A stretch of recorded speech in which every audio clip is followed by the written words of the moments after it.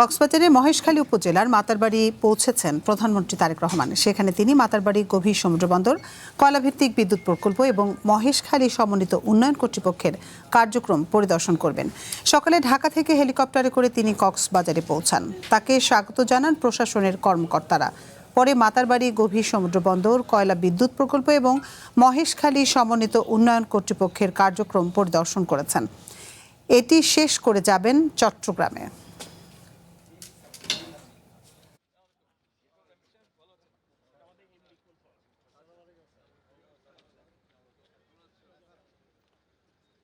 প্রধানমন্ত্রী তারেক রহমানের সফরের সবশেষ তথ্য জানাতে আমাদের সাথে হাটহাজারী থেকে যোগ দিচ্ছেন শাহনওয়াজ রিটন।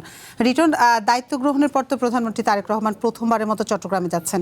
নেতাকর্মীদের মধ্যে উৎসাহ উদ্দীপনা কেমন দেখছেন, আর সার্বিক নিরাপত্তা ব্যবস্থা কেমন, আর আজকে সারাদিন প্রধানমন্ত্রী কি কর্মসূচি রয়েছে?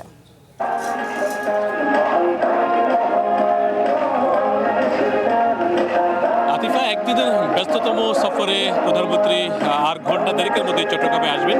যদিও তিনি ইতিমধ্যে কক্সবাজার অবতরণ করেছেন। কক্সবাজারে 1-1.5 ঘন্টার একটি অনুষ্ঠান কর্মসূচি আছে, 2-3টি গভীর সমুদ্র বন্দর এবং আরও কয়েকটি অনুষ্ঠানের পরে তিনি 12টা থেকে 12:30 নাগাদ সময়ে চট্টগ্রামে প্রবেশ করবেন, তাও আকাশপথে হেলিকপ্টারে করে। তিনি প্রথমেই আসবেন বাঁশখালীতে, এখানে সমুদ্র পাড়ে স্থাপিত যে হেলিপ্যাড আছে সেখানে তিনি অবতরণ করবেন এবং এখানে 100টি যে গত বন্যায় যে যারা ক্ষতিগ্রস্ত হয়েছেন এরকম 100টি পরিবারের মাঝে ঘর বিতরণ করবেন, ঘরের চাবি তুলে দেবেন, নতুন ঘরের চাবি। সেটি বাস্তবায়ন করছে চট্টগ্রাম জেলা প্রশাসন সহ যে সরকারি প্রতিষ্ঠানগুলোর মধ্য দিয়েই মূলত এই সরকারি কার্যক্রম অনুষ্ঠিত হচ্ছে। এটি হচ্ছে প্রধানমন্ত্রীর যে যারা বন্যায় ক্ষতিগ্রস্ত আছে তাদের পুনর্বাসন কর্মসূচির একটি অংশ। তবে আমরা যে জায়গাটি আছি সেটি হচ্ছে হাটহাজারে, যেখানে 1981 সালে যে শহীদ প্রেসিডেন্ট জিয়াউর রহমান তার মৃত্যুর আগে এখানে এসেছিলেন, সেরকমটি বলা হচ্ছিল।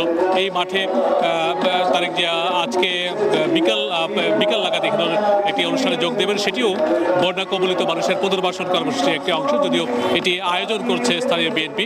অর্থাৎ তারেক রহমান স্থানীয় নেতাকর্মীদের নির্দেশ দিয়েছিলেন সরকারি সহায়তার পাশাপাশি দল যেন বন্যার্তদের পাশে দাঁড়ায়, সেই নির্দেশনার আলোতেই মূলত আজকে এখানে এই সমাবেশ অনুষ্ঠিত হচ্ছে এবং এখানে 30 জন ব্যক্তিকে ঘর মেরামতের জন্য 30 লক্ষ টাকা, প্রতিজনকে 1 লক্ষ টাকা করে অনুদান দেওয়া হবে এবং একই সঙ্গে আরও কিছু বন্যা পুনর্বাসন কর্মসূচির অংশ হিসাবে আরও কিছু অর্থ সহায়তা এবং কিছু প্রতিবন্ধী ব্যক্তি, অসচ্ছল ব্যক্তিকে সহায়তা করা হবে।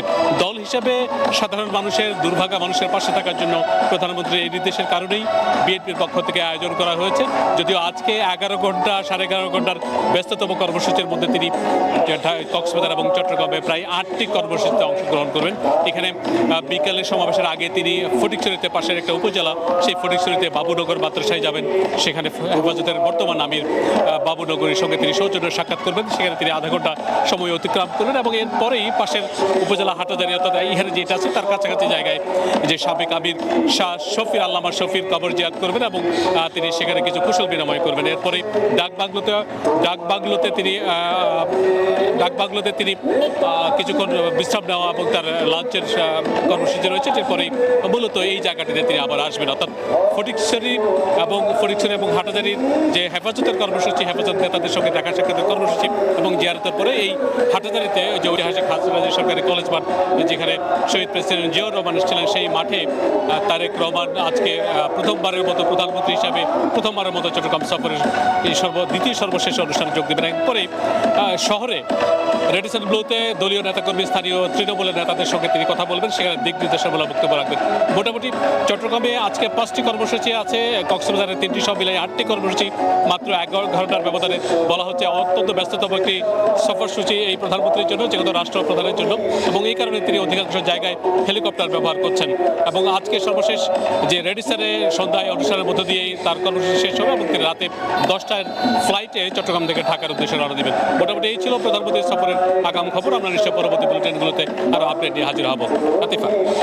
শাহনওয়াজ রিটন, আপনাকে অসংখ্য ধন্যবাদ আমাদের সাথে যোগ দেওয়ার জন্য। আপনি আরও তথ্য সংগ্রহ করতে থাকুন, আমরা পরবর্তীতে আবার আপনার সাথে যোগাযোগ করব।